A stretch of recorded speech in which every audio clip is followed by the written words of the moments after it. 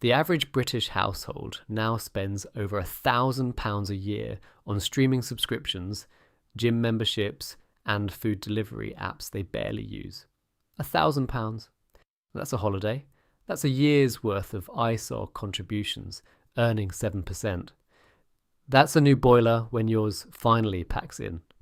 And it's quietly evaporating from your current account every single month, because somewhere along the line, we all decided 14 specific things were just part of normal life in Britain. They're not. Most of them are actively making you poorer. So tonight, I'm going to walk you through every single one of them, and the figures I'm about to share will make you cancel at least 3 things before this video ends. Here's the bit nobody tells you. The UK economy in 2026 runs on what I call invisible drift. Subscriptions that creep up by £1 every 6 months, finance deals you signed 3 years ago and forgot about, premium versions of things that used to be free. The ONS says households are spending around £3,200 more per year than before the inflation surge that started in 2021. That figure assumes you've kept buying everything you used to buy. But the question I want you to sit with is the opposite one.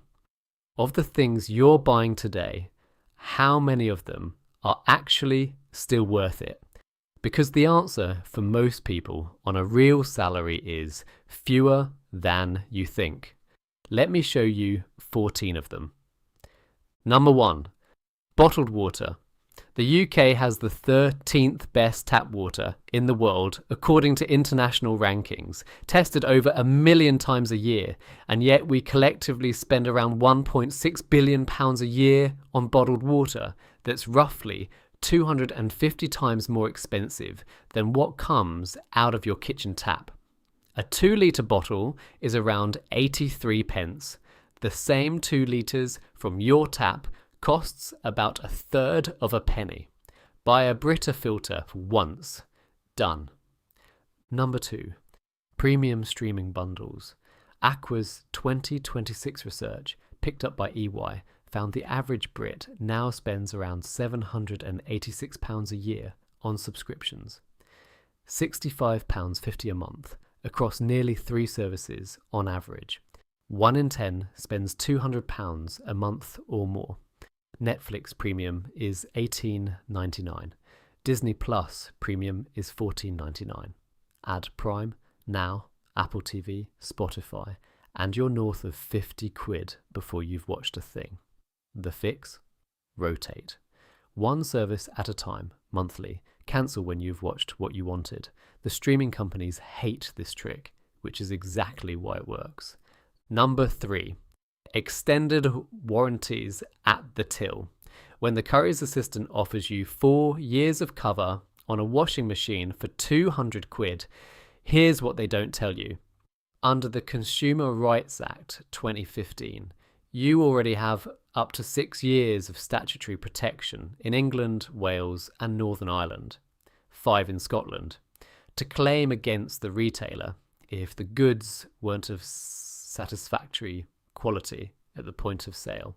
And if you paid with a credit card and it cost over £100, Section 75 of the Consumer Credit Act gives you a parallel claim against the card company. Extended warranties almost always duplicate rights you already have for free. 3 down, 11 to go. Number 4. PCP car finance on a depreciating asset. The Finance and Leasing Association reckons over 80% of new cars in the UK are bought on finance, and PCP makes up roughly 83% of those. Translation: most British driveways contain a car the household doesn't actually own and never will. You pay interest on a vehicle that loses around 40% of its value in the first 3 years, and at the end you either hand it back with nothing to show or pay a balloon payment that's usually more than the car is worth on the open market. A 3-year-old used car bought outright on a personal loan, if you must, is mathematically a different universe. Number 5. Premium bonds for most people. I know, controversial. NS&I has just put the prize fund rate back up to 3.8% for the July 2026 draw, which sounds fine. The problem is prize fund rate is not what you get. 84% of all prizes are 25 or 50 quid, and someone with a typical holding and average luck will earn substantially less than the headline rate.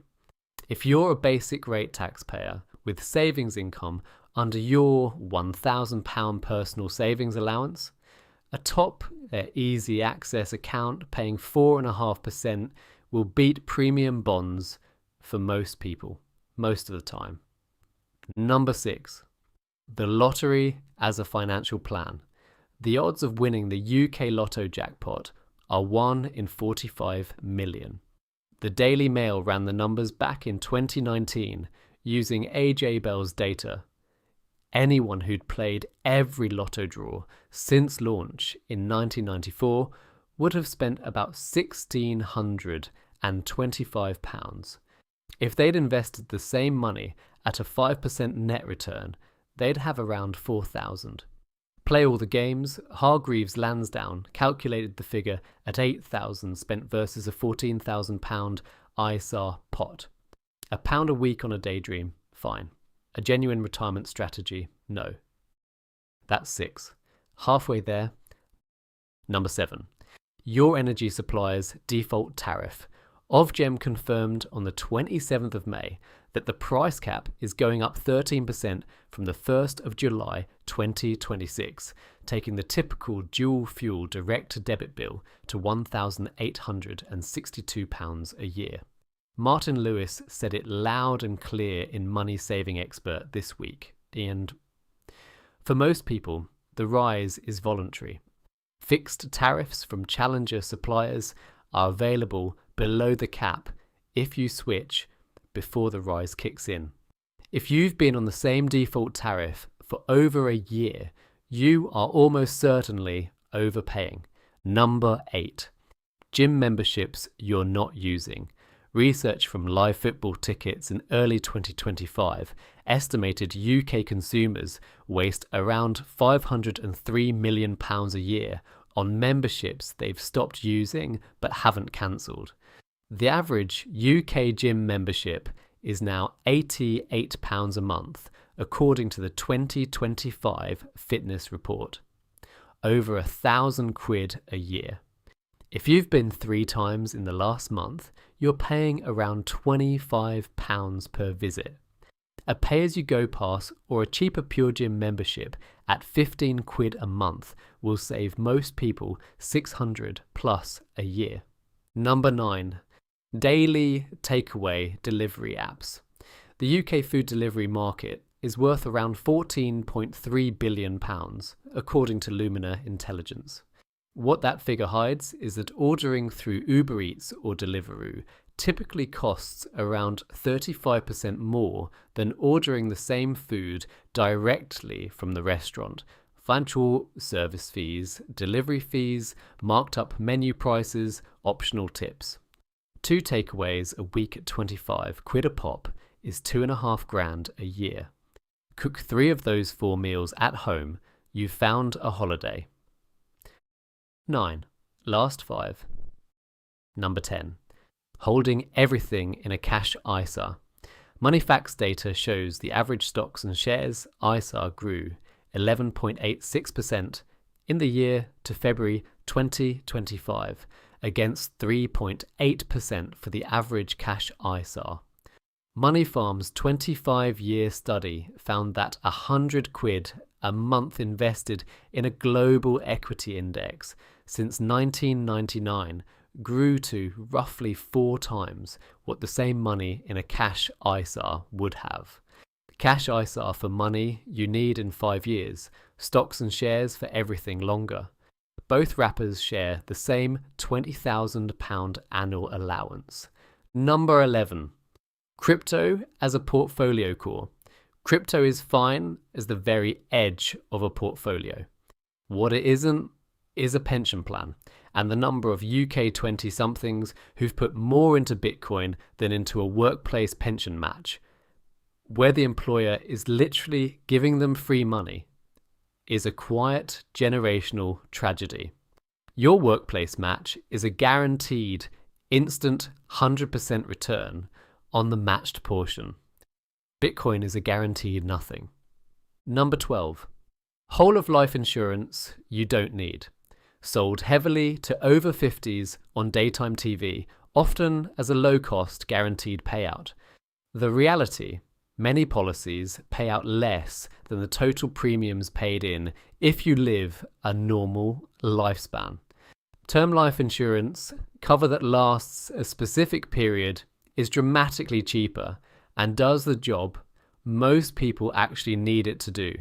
Number 13. Brand new tech every year.